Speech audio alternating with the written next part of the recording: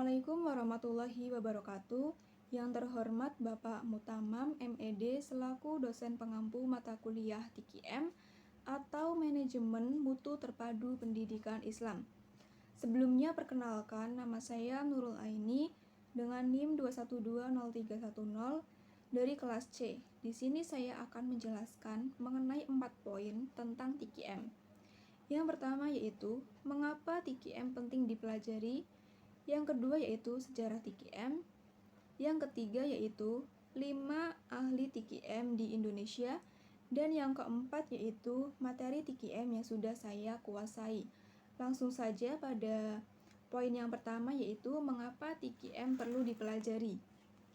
Jadi kita perlu mempelajari TKM untuk meningkatkan mutu pendidikan secara berkelanjutan, terus-menerus, dan terpadu, serta mengorientasikan sistem manajemen, perilaku staf, fokus organisasi, dan proses-proses pengadaan pelayanan sehingga lembaga penyedia pelayanan bisa berproduksi lebih baik.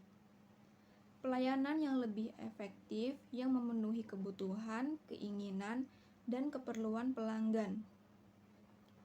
TKM juga merupakan suatu filosofi peningkatan yang berkelanjutan yang dapat dijadikan alat praktis oleh lembaga pendidikan dalam memenuhi kebutuhan, keinginan serta harapan pelanggan sekarang dan di masa yang akan datang. Dalam kaitan ini, seluruh bagian dan sistem lembaga harus saling mendukung dan saling melengkapi. Keberhasilan unit-unit tersebut mempengaruhi keberhasilan organisasi secara keseluruhan. Baik, selanjutnya yaitu poin yang kedua, sejarah TKM. Sebelum adanya konsep mengenai TKM, inspeksi dilakukan dengan mengambil keputusan menerima atau menolak suatu barang. Namun, seiring dengan berkembangnya bisnis, maka inspeksi menjadi suatu pekerjaan yang khusus. Dalam proses produksi, sering terjadi masalah-masalah seperti masalah teknis, inspektor yang kurang terlatih, inspektor diperintah untuk menerima barang defek untuk meningkatkan output, serta berkurangnya tenaga yang terlatih. Perubahan ini mendorong lahirnya bagian inspeksi khusus yang melaporkan kepada orang yang bertanggung jawab terhadap proses produksi. Selanjutnya, disadari bahwa tanggung jawab dari inspektor adalah lebih dari sekedar menerima produk, melainkan mencegah terjadinya defek. Maka, kemudian muncullah bagian quality control khusus yang bertanggung jawab terhadap inspeksi dan kontrol akan kualitas.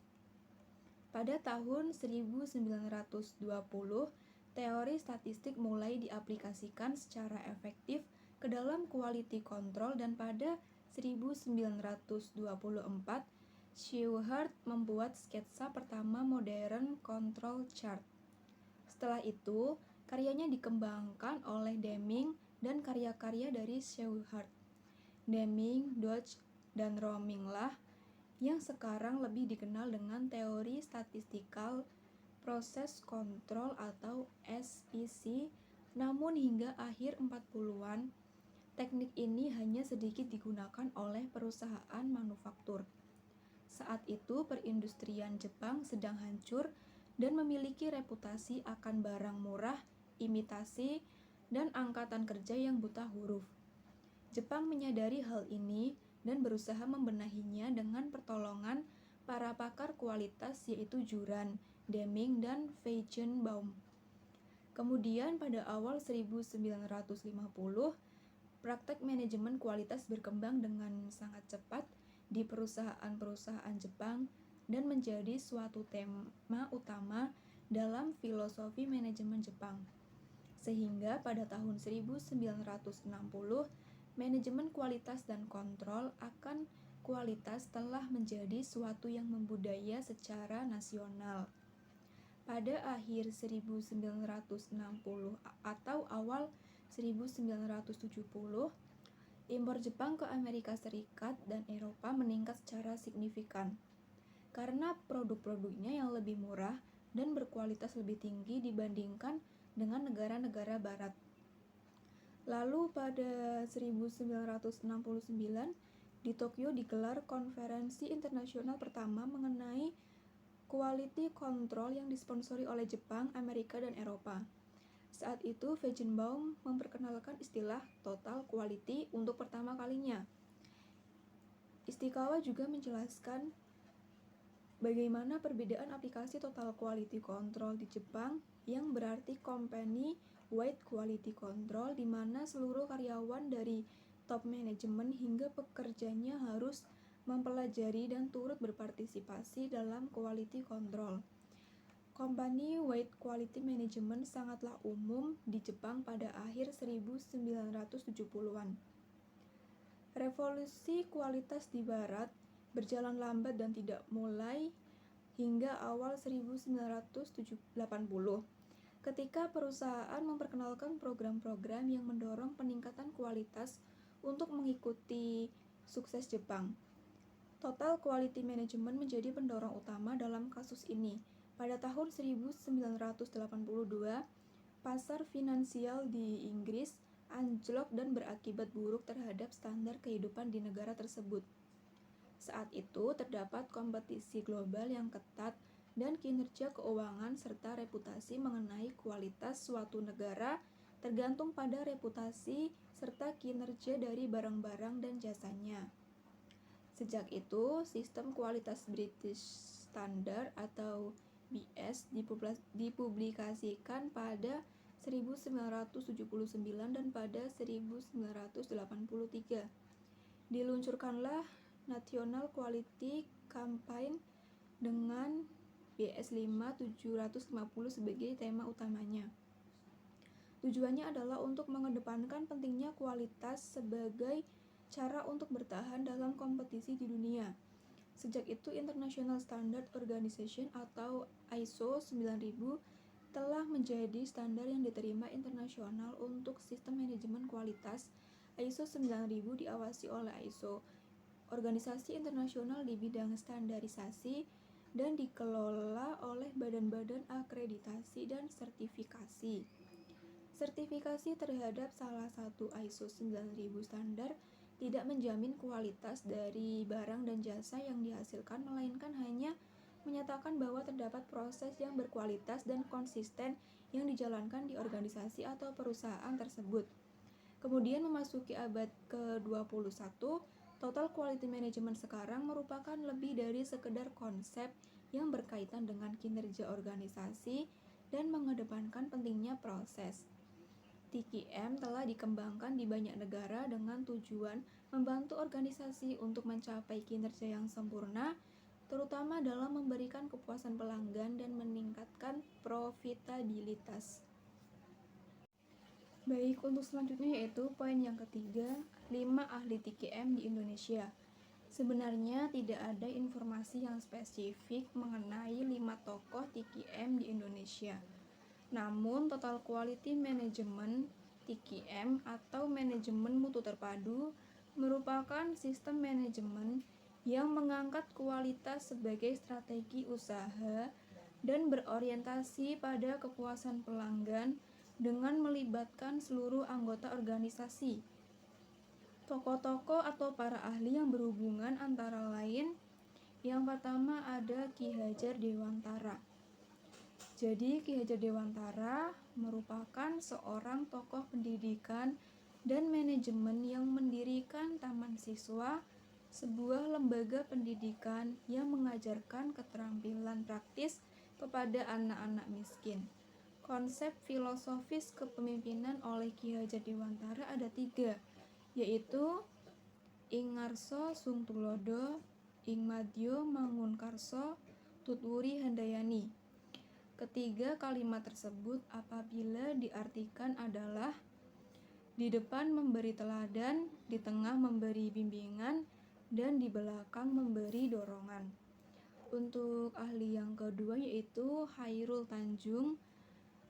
Hairul Tanjung sendiri memiliki beberapa perusahaan yang bergerak di bidang finansial, antara lain Asuransi Umum Mega, Asuransi Jiwa Mega Life, Para Multifinance, Bank Mega, Mega Capital Indonesia, Mega Finance, dan Bank Mega Syariah.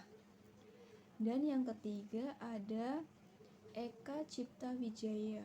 Jadi Eka Cipta Wijaya sendiri dikenal sebagai pendiri Sinarmas, sebuah brand dari perusahaan yang bergerak melalui 7 pilar bisnis, yaitu pulp dan kertas, agribisnis dan pangan, layanan keuangan, pengembang dan real estate, telekomunikasi, energi dan infrastruktur, serta layanan kesehatan.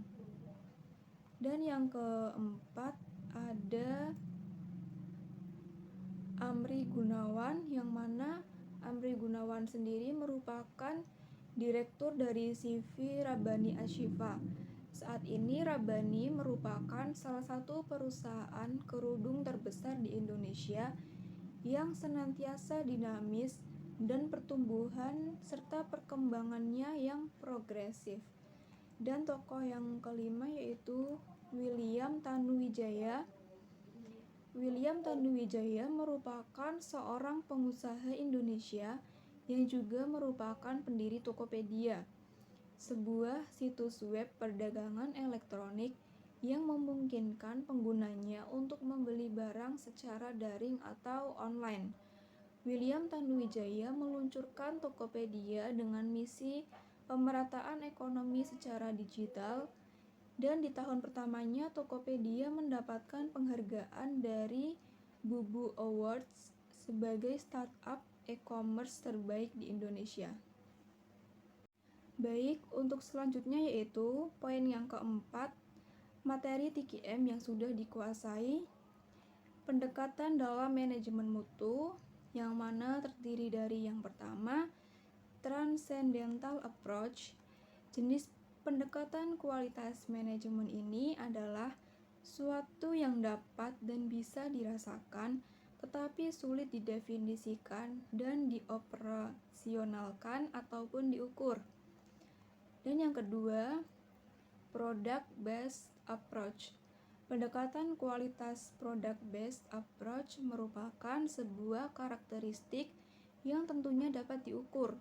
Namun dalam pendekatan kualitas manajemen ini tidak dapat menjelaskan perbedaan dalam setiap selera dan preferensi individual.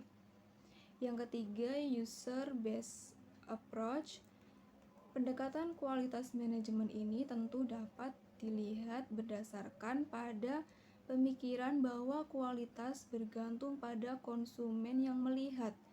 Kemudian produk tersebut apakah memberikan kepuasan kepada preferensi seorang konsumen atau cocok dengan selera fitness for use yang merupakan produk yang berkualitas tinggi. Yang keempat yaitu manufacturing based approach. Pendekatan manufacturing based approach pada manajemen kualitas adalah bersifat supply based atau berasal dari sudut pandang produsen yang mendefinisikan bahwa kualitas sesuatu yang bersesuaian dengan syarat conformance quality dan prosedur. Jenis pendekatan kualitas ini lebih berfokus kepada kesesuaian spesifikasi yang telah ditentukan perusahaan dengan cara internal. Maka dalam ketentuan kualitas adalah standar-standar yang sudah ditentukan oleh sebuah perusahaan dan bukan konsumen yang menggunakannya. Yang kelima yaitu value based approach.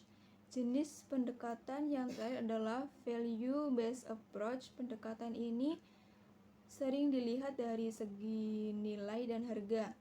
Kualitas didefinisikan sebagai affordable as challenge. Oleh karena itu, kualitas dalam pandangan ini sifatnya relatif, sehingga jenis produk yang memiliki kualitas tertinggi tentu belum termaksud suatu produk yang bernilai, sebab produk yang paling bernilai adalah produk yang paling tepat dibeli.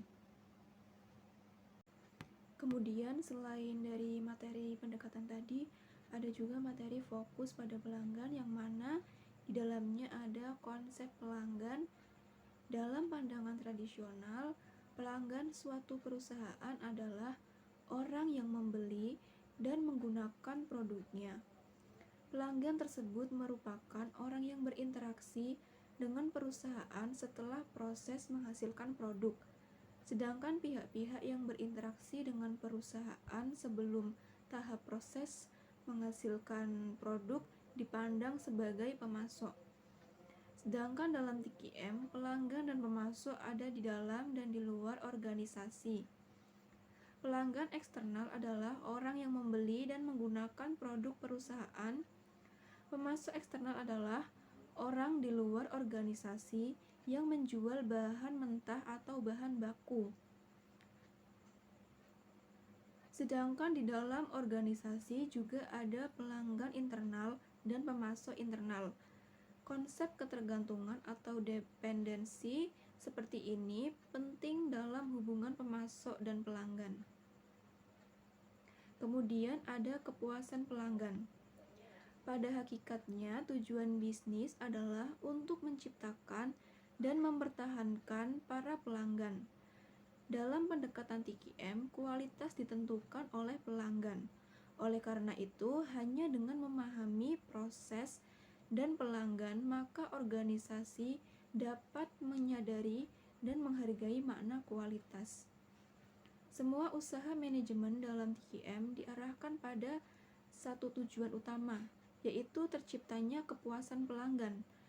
Adanya kepuasan pelanggan dapat memberikan beberapa manfaat, diantaranya yaitu yang pertama, hubungan antara perusahaan dan para pelanggannya menjadi harmonis.